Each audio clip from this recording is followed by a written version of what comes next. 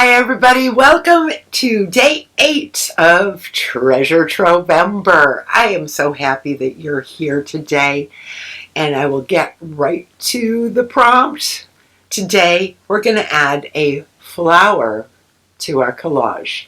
Add a flower. You can paint it, you can draw it, you can stamp it, you can stencil it, you can cut one out of a magazine or a book, but we're going to add a flower to our collage today.